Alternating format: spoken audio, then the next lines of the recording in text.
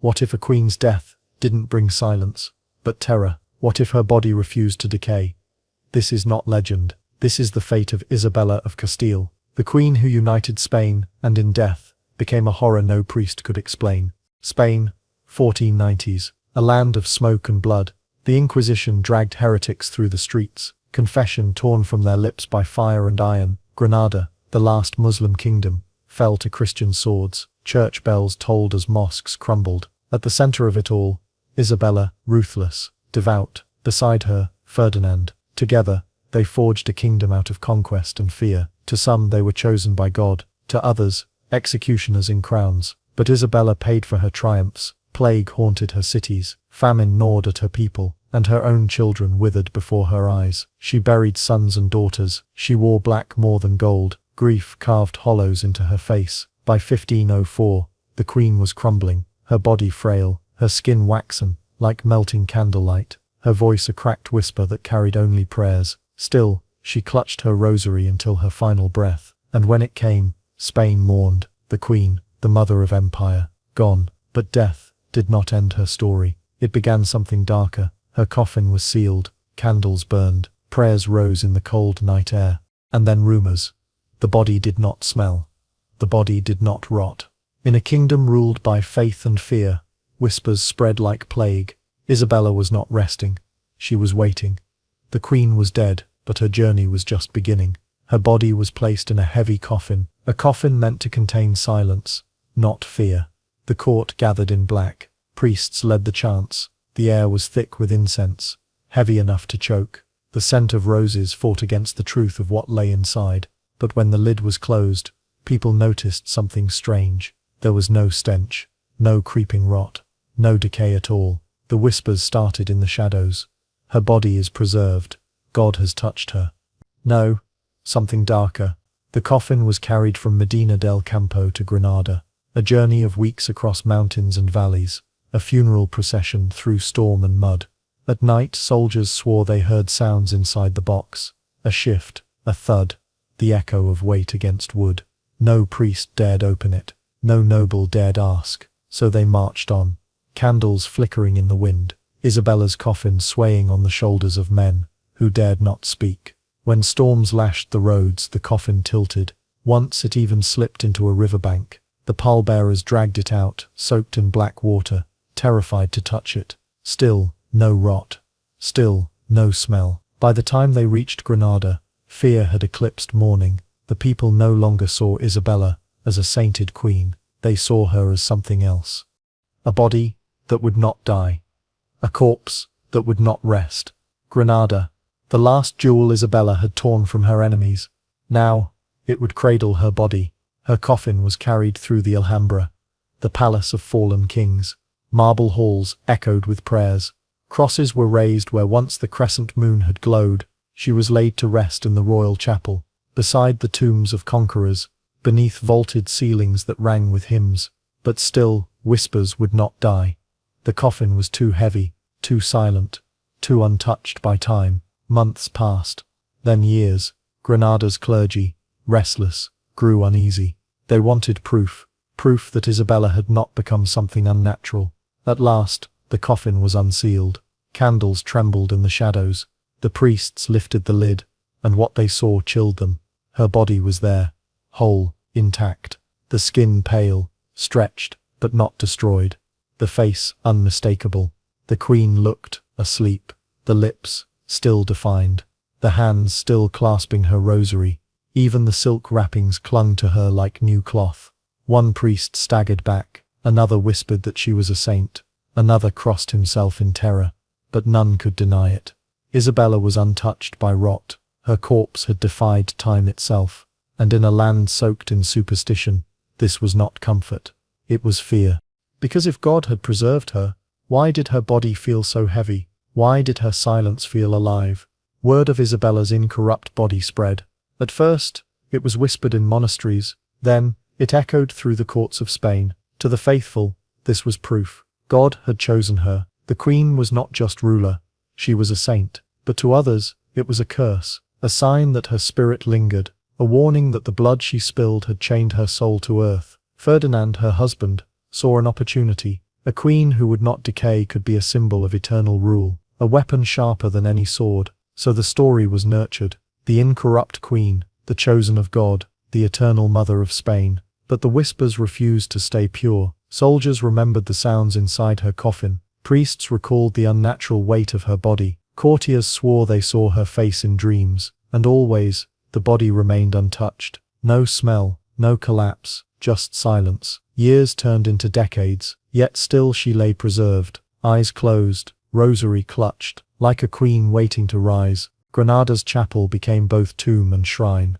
People came to pray, others came to tremble. No one left unchanged, because to kneel before Isabella was to stare into death, and see it staring back, unbroken. Ferdinand lived on without her, the King of Aragon, the man who once ruled beside the unrotting queen, but his power withered, his children betrayed him, his body failed him. And by 1516, he too was gone.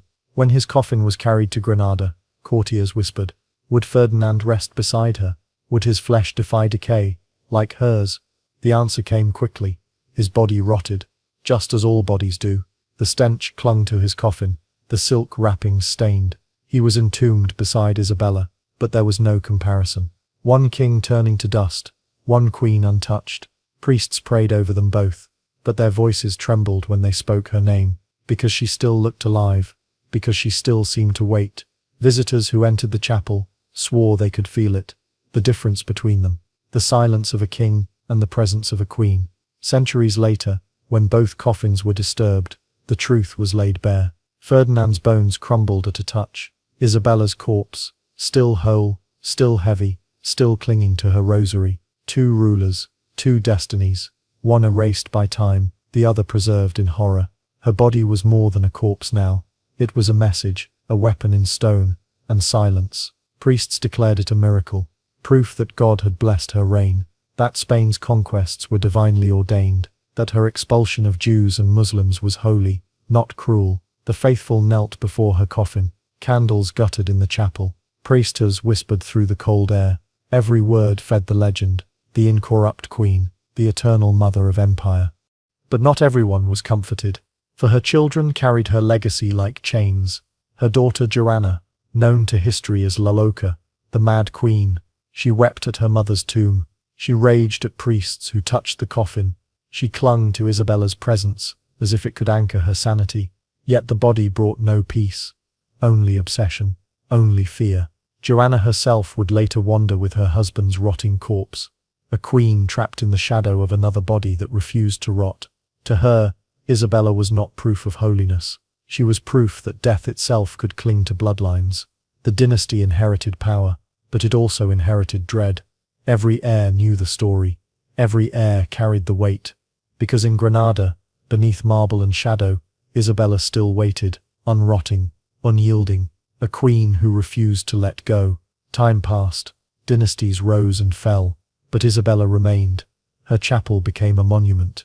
Kings and queens buried beside her, soldiers knelt at her tomb before battle, pilgrims whispered prayers in the candlelight. And yet the coffin was never safe. Wars shook Granada, revolts cracked open its doors. Every few generations the tomb was disturbed. Each time her body was examined. Each time the same horror returned. The skin still pale, the lips still formed, the rosary still bound in her hands. A corpse that looked like sleep, not centuries of death.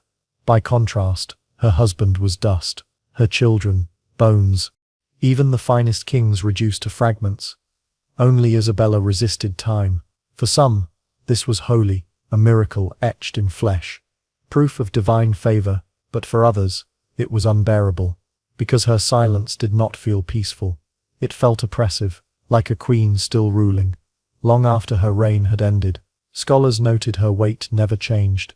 Priests swore her face haunted their dreams. Soldiers whispered she cursed Spain with endless wars. The longer her body endured, the darker the rumors grew. Saint, witch, spectre of empire. And still she waited, untouched by decay, a body that defied God, or worse proved him. Spain grew into an empire. Ships crossed the ocean. Gold and silver poured in from the New World, but so did death, plague, slavery, extermination, a shadow that spread with every conquest. And always, Isabella's body lingered in Granada, unrotting, unyielding, a queen who seemed to watch it all. Explorers invoked her name. As they set sail, conquistadors carried her image into jungles and deserts. Priests called her incorruption, proof that Spain's mission was holy. But whispers told another story, that her preserved corpse was not a blessing, it was a curse. The empire she created consumed itself. Gold turned to debt. Wars bled the treasury dry. Spanish kings grew weak. Madness haunted her bloodline. And still she waited in her coffin, eyes closed, hands wrapped around her rosary. Untouched by centuries of rot, visitors left trembling. Some swore the air around her coffin was colder. Others claimed her lips seemed to move when the candles flickered.